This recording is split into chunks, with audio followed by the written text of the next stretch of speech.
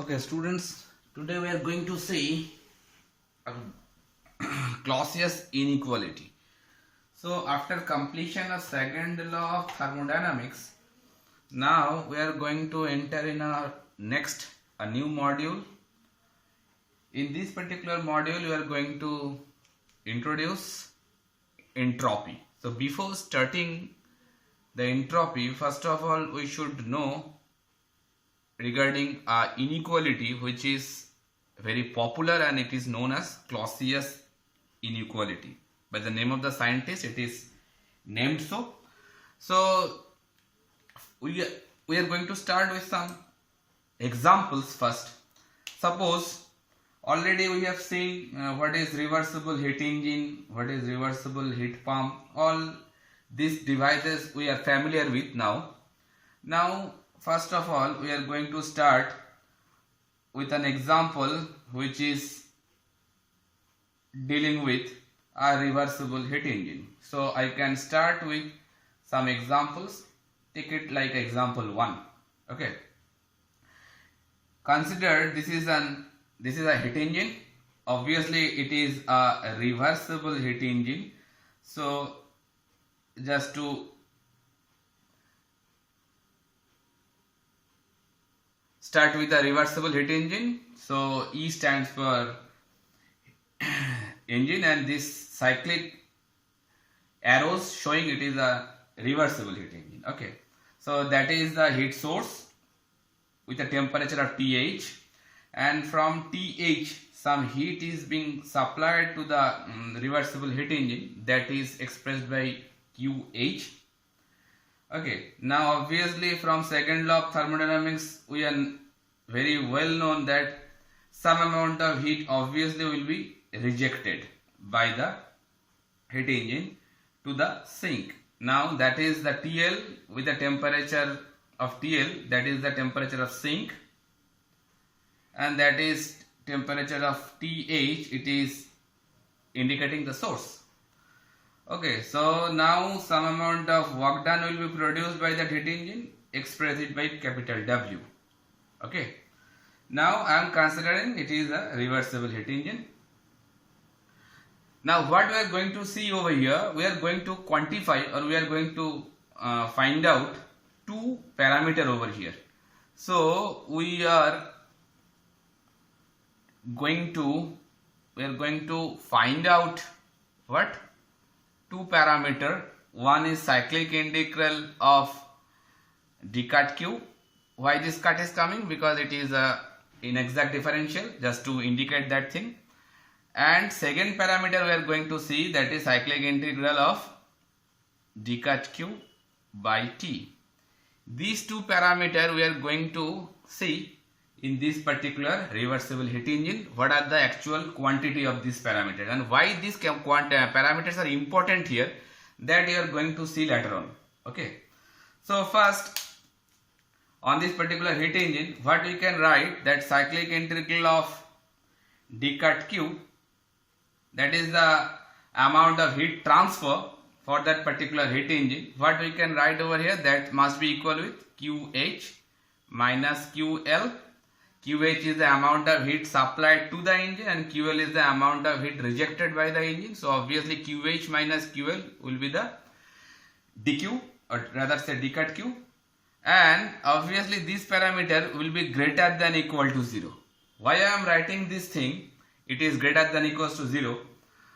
First of all, think that in this QH and QL, in between these two parameters, obviously we can write that QH, most of the cases it will be greater than QL, isn't it? Why? Because what amount of heat you are supplying to the engine and what amount of heat it is rejected by the engine, if you compare between these two, if some work is being produced there, so obviously QH will be greater than QL, because some work is being produced and that work producing, that is nothing but QH minus QL, isn't it? So what amount of heat you are rejecting by that particular reversible heat engine, that must be lesser than the amount of heat supplied. So most of the cases QH greater than QL. So if QH is greater than QL, so that QH minus QL must be greater than 0. Okay, and why we can write that QH minus QL equals to 0? It can be equals to 0 when, and it is equal to 0 when it, why it is equal to 0? It can be equal to 0. Why? Because if QH equal to QL, then obviously it is equals to 0. And why it is, when this condition actually possible? That condition is possible if the temperature of source and the temperature of sink both comes to a limiting case. That means they are almost same. This condition actually we can avail if TH, that means the temperature of the source, and TL, that is the temperature of sink, they are coming to an equilibrium state. That means source temperature and sink's temperature, if there comes with an equilibrium status, then obviously there will not be any kind of heat transfer. Because we all know from our childhood knowledge that heat transfer only will occur if there is a temperature gradient. And if the temperature source and sink both comes with an equilibrium level, then obviously there is not occurring any kind of heat transfer there, because both there is no temperature gradient. So if there is no temperature gradient, then that point of time QH and QL must be equal. Okay, so that QH minus QL greater than equals to 0, both the condition they can actually exist. Most of the cases we can see that QH is greater than QL, so greater than 0 most of the cases it occurs, but it can be equal to 0 also if the source and sink temperature comes with an equilibrium state. Okay, so we can write this particular condition QH minus QL greater than equals to 0, isn't it? So now we can see that if we write that second term, that is cyclic integral of we are going to find out d cut q by t. Now what will be that thing? That should be QH by TH minus of QL by TL, because we are doing this integration process for this whole cycle. That's why I am doing cyclic integral. So from source that QH heat is coming, and from the temperature of that particular source is TH, that's why QH by TH is coming there. And for the sink part, from the reversible heat engine, some amount of heat is rejected also. So that's why that QL by TL term is also coming, because we are doing the integration, cyclic integral. So for the whole cycle I am doing the integration. That's why heat addition and heat rejection, both the term will come over here.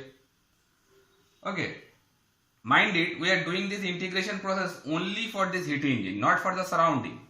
Okay, I am not thinking about the surrounding, I am only concentrating on that particular reversible heat engine. Okay, so that way I can write that d cut q by t, cyclic integral of d cut q by t equals to QH by TH minus QL by TL. So that term is basically for the heat supply and that term is for the heat rejection. Okay, so now so we can write that, so we can write d cut q by t is equals to QH by TH minus QL by TL, that equals to 0. Why I am writing this equals to 0? Now just go back to that particular absolute temperature scale or Kelvin scale part. From that particular part I have shown over there at the time of second law of thermodynamics, that point of time I have shown that according to Kelvin scale or absolute temperature scale, I have shown that QH by QL, that is equals to TH by TL, isn't it? I have shown that particular thing in that particular lecture. So I can write it like this: QH by TH is nothing but equal to QL by TL, isn't it? So from absolute Kelvin scale or absolute temperature scale, if this relationship is known to us, then just put this particular relationship over here. So that way I can write that cyclic integral of d cut q by t must be equal to 0, while that qh by th is equals to ql by tl. Okay. Now for reversible heat engine, that this in expression is known to us. Now going for example 2, we are going to see the same parameter, that means this one and that one, for a reversible heat pump or refrigerator. So just check that what will be that d cut q by t for a reversible heat pump or a refrigerator. Okay, so first make a block diagram for reversible heat pump or refrigerator. Already we have drawn multiple times this diagram. So it is TH, it is TL, it is a reversible heat pump or a refrigerator. Both the devices working principle is same, just the source and sink will be reversed. We know these things. That is work input. All the time this is a work consuming device, heat pump or refrigerator. So some work need to be supplied if we want to run it. Otherwise it won't run. Okay. So here in a similar fashion, if I try to see that what will be the cyclic integral of d cut q, that will be here QL minus QH. QL is the amount of heat extracted and QH is the amount of heat rejected. So that is nothing but W in. Why I am putting this negative sign? Because this negative sign is showing that work supplied to the system.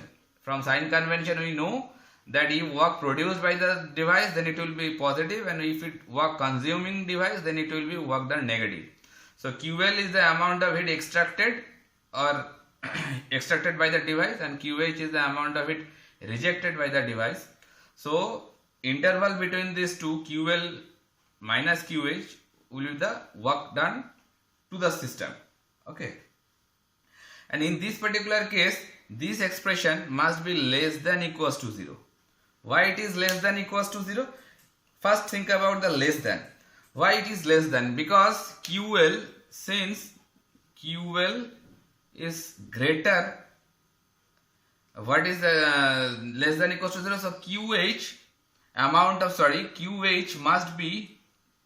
must be greater than QL. All the time, most of the cases QH must be greater than QL, because if you are supplying some work done to the device, so what will be the amount of QH actually? I can write over here QH is equals to QL plus W in. So obviously from here you can see that QH value must be greater than the QL value, isn't it? So that way if QH is greater than QL, then it will be a less than 0 value. And why they can be equal to 0? If QL is equals to QH. And when they can be same? If TH becoming equal with TL. Just like the same case over here. If the temperature of source and sink, they come with an equilibrium status, then there will be no heat transfer. That way they can be equal also. So we can say that d cut q must be less than equal to 0. Okay, so similarly, if I find out that d cut q by t, what will be that thing?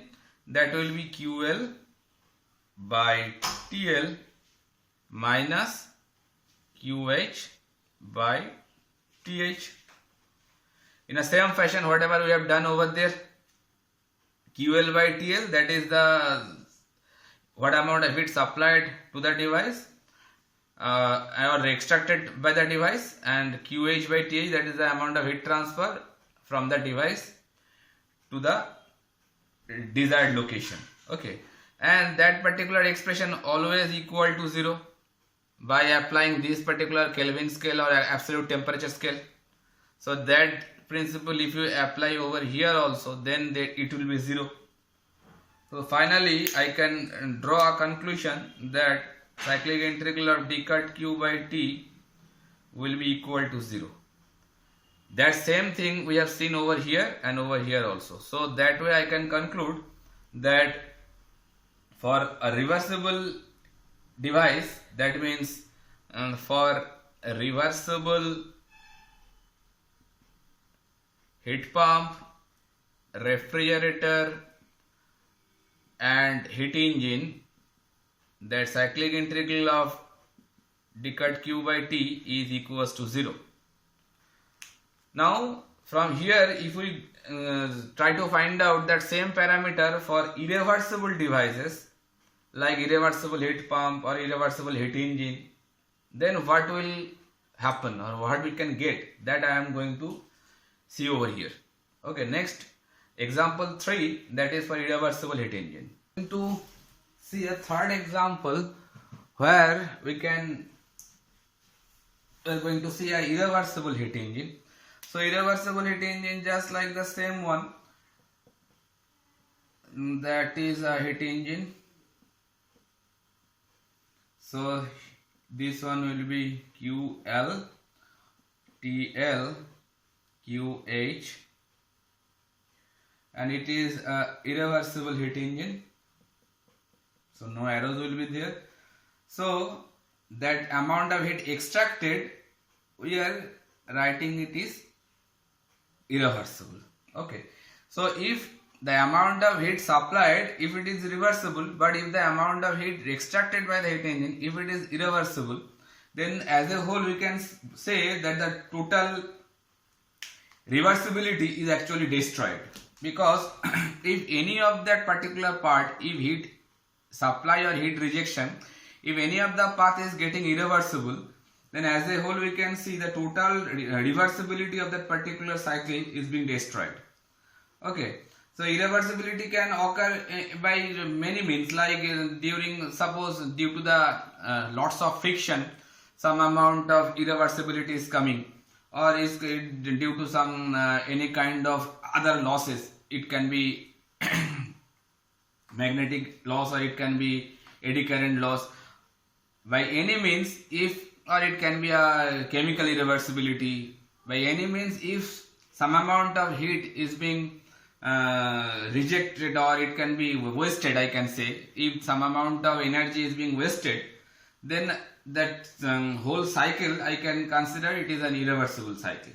So now I am saying that the amount of heat rejected by that particular device, QL, that is, I have written over here QL irreversible. Okay, so that way obviously the work done will be produced, that is W irreversible, that is representing that it is a irreversible heat engine.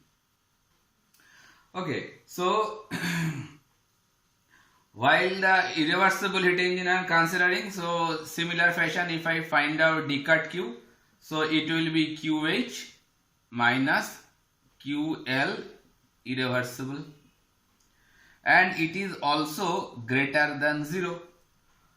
Obviously it is greater than 0, it is quite obvious, because QH, amount of heat supplied to that heat engine, and amount of heat is rejected by the heat engine. In between these two, always QH will be greater than QL, so it must be greater than 0.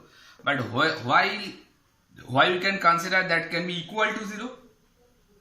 They can be equal to 0 if, suppose, if we consider that what amount of heat you have supplied to the device, the total amount of heat is dissipated by friction or some any other means. So if we consider that QH greater than QL irreversible, then obviously it is greater than 0. So that implies that QH minus QL irreversible greater than 0. And if we consider that QH equals to QL, why you can consider that?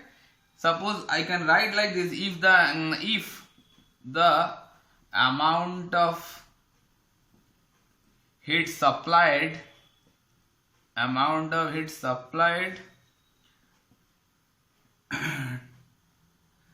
to the device, it is completely means the total heat that is QH is dissipated or wasted, whatever you can write, dissipated by friction or any other means,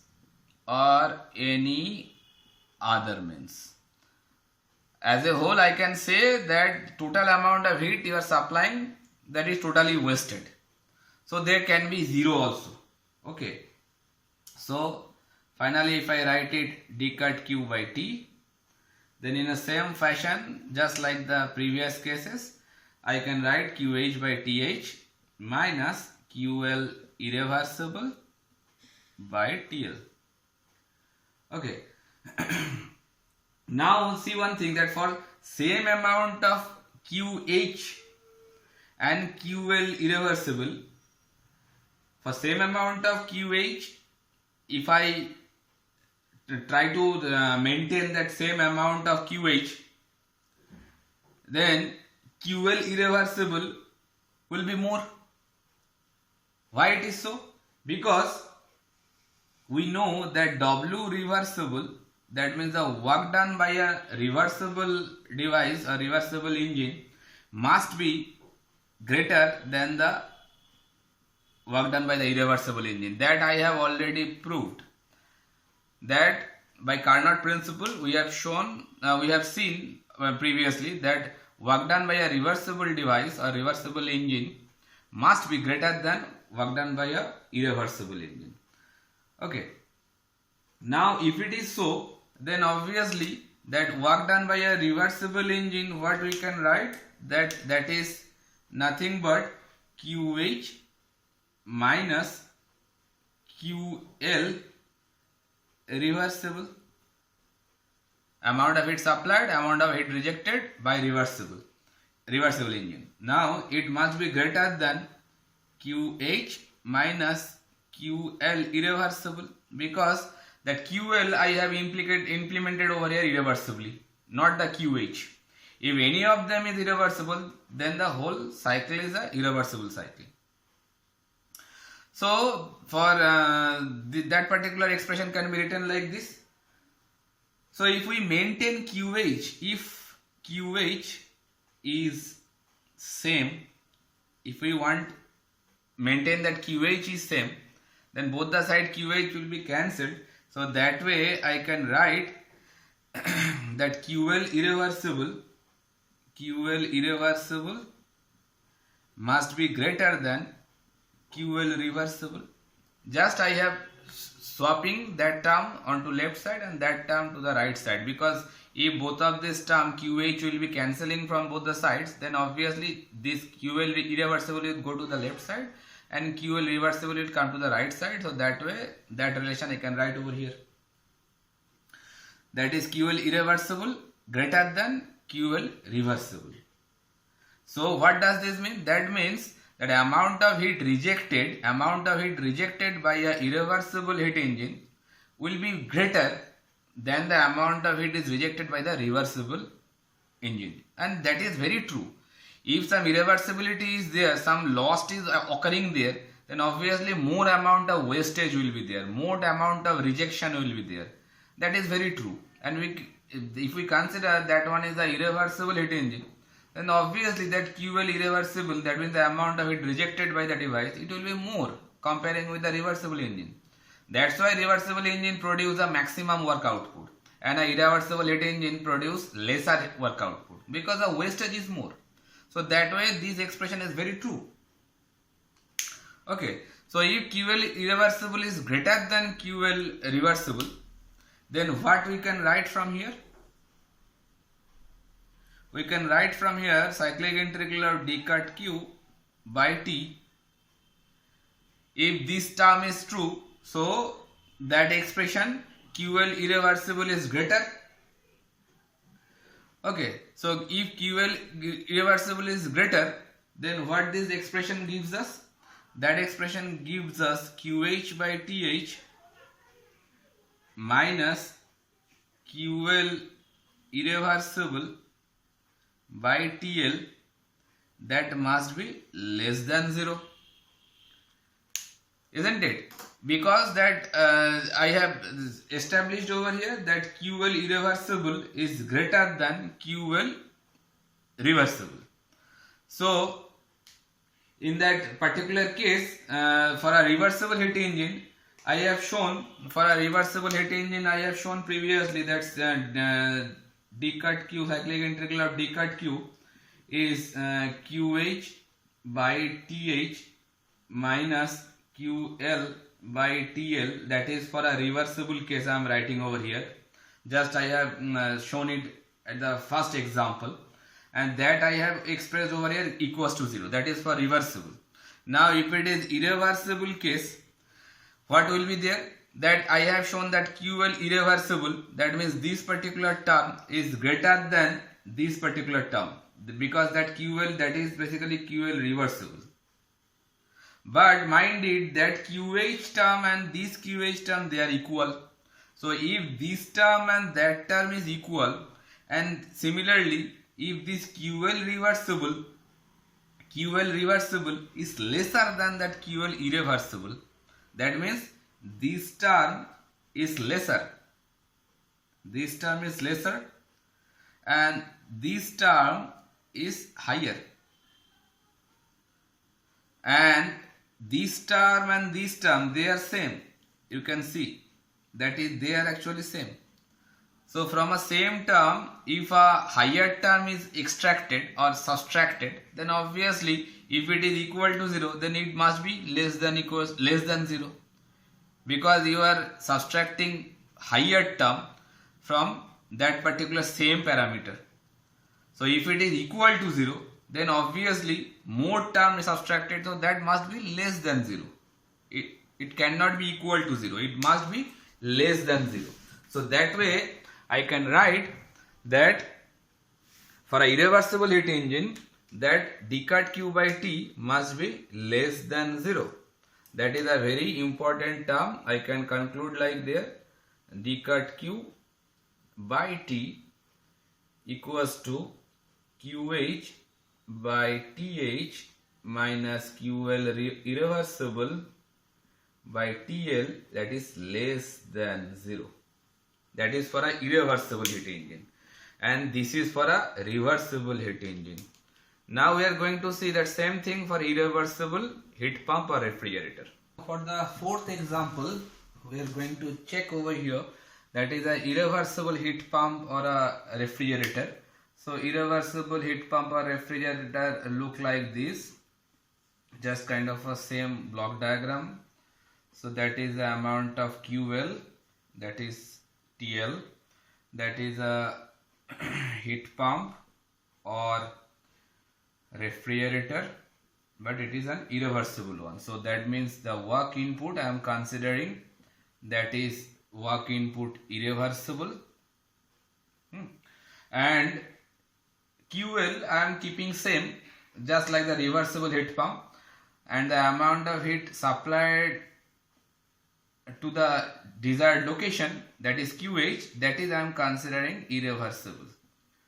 Okay, so if any one of them is irreversible, then the total cycle is basically irreversible. The reversibility is being completely destroyed if any one of them is irreversible. Okay, and that is TH. So in this particular case, similar fashion, I can find out cyclic integral of d cut q. So here d cut q will be QL minus QH irreversible, and that is nothing but equal to work done supplied to the device, and it is also irreversible.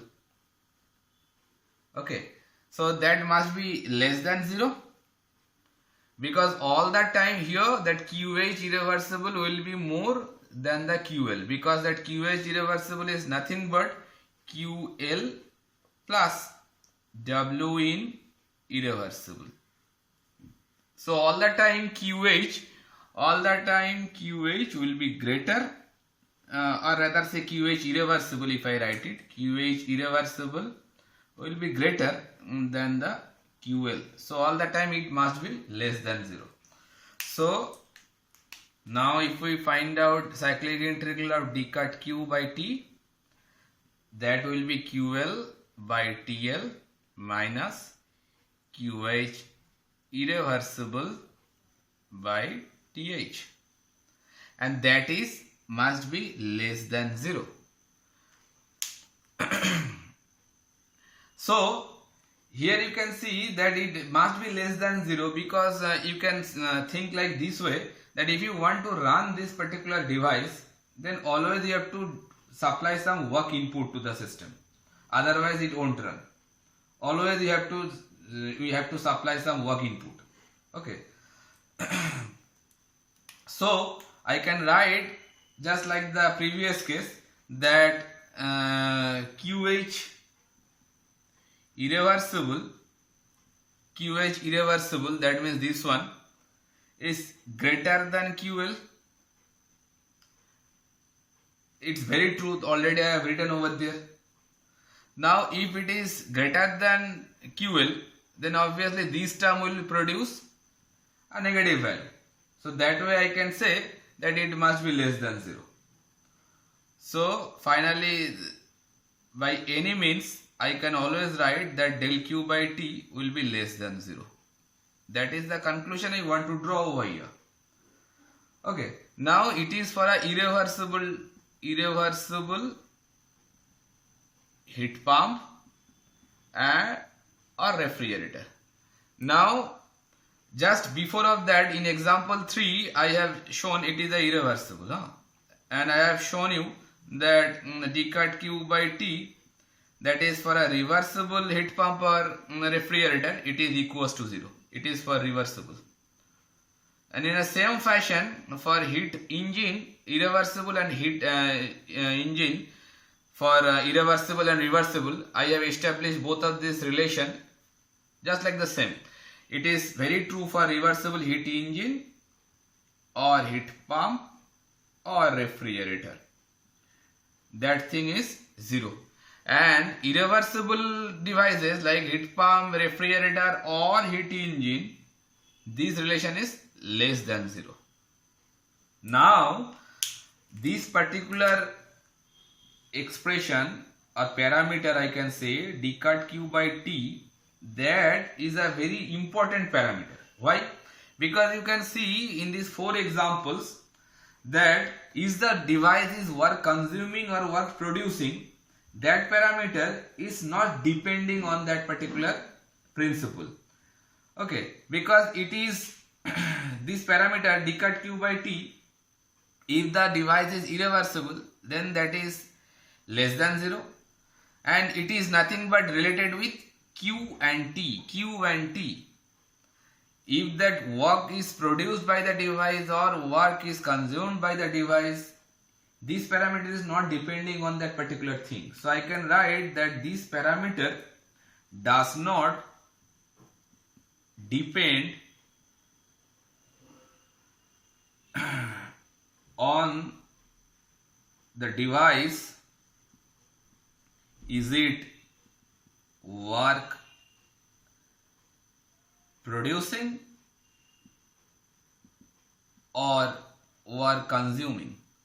Actually it is do not deal with that particular thing, because in this relationship no W is there. You can see for all 4 examples, when I have find that d cut Q by T, you cannot see any W, existence of W there.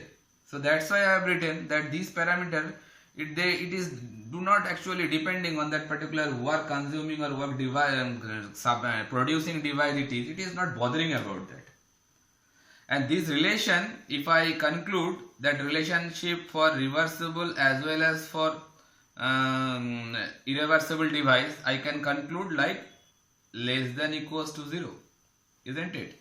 Because this is true for irreversible devices and this is true for reversible devices. So as a whole, if we combine both of these relation, then I can write like this. This inequality, basically you can see that d cut Q by T, it is equals to 0 and it is less than 0. When it is less than 0, then the devices are irreversible, and when it is equals to 0, then the devices are reversible. And this relationship actually known as Clausius inequality. Clausius inequality. It is a very important relationship, and I can conclude finally that d cut q by t, if it is equals to 0, then the device is reversible, and d cut q by t, if it is less than 0, then that device must be irreversible one. Irreversible device means some irreversibility actually is there. It can be internal irreversibility or external irreversibility. It can be friction also. By any means, some energy is being getting wasted. That's why it is a irreversible one. Okay. So this particular inequality relation, it is applicable for all cycles, because in this relationship you can less than and equal to also. So less than for irreversible ones, irreversible cycles, and equals to for reversible cycles. Okay, and this temperature, that T means the temperature of the system boundary across which that actually heat interaction is occurring. Suppose if we consider this is the system for us, then that T will be the temperature of this particular location or that particular location. If we consider for QH, then you have to take this particular temperature, and if we consider that is by QL, then that temperature should be expressed. If I write that expression over here for this particular device, so what will be that?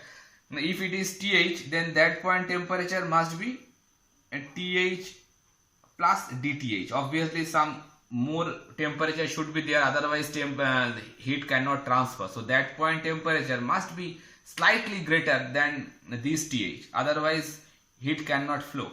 Similarly, if this point is TL, then that point must be TL minus DTL, otherwise from here that heat cannot flow there, isn't it? So if I write that particular expression for this device now, then that will be, if I take that particular thing, then QH by TH plus DTH for this particular system boundary, this point, and if we consider this particular location, then that will be QL by TL minus DTL. Basically this DTH or DTL is very negligible amount, so they can be considered like 0. So the final expression is coming like QH by TH and QL by TL.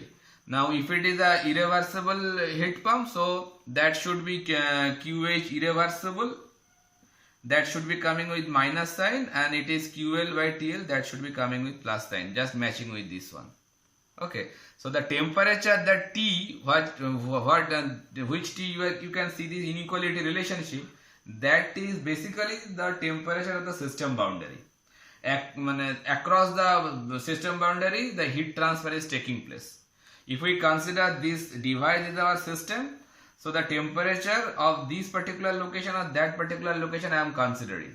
Okay, now basically this temperature and that temperature, they are very we can consider they are equal, so that way you can write that TH and TL. Okay, but specifically I can say that is the temperature of the system boundary in which the heat interaction is taking place.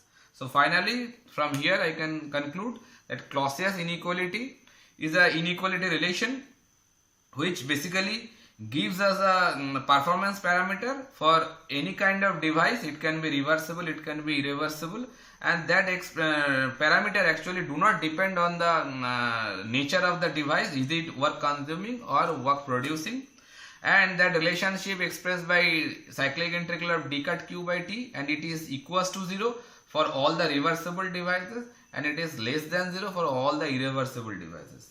That's all for the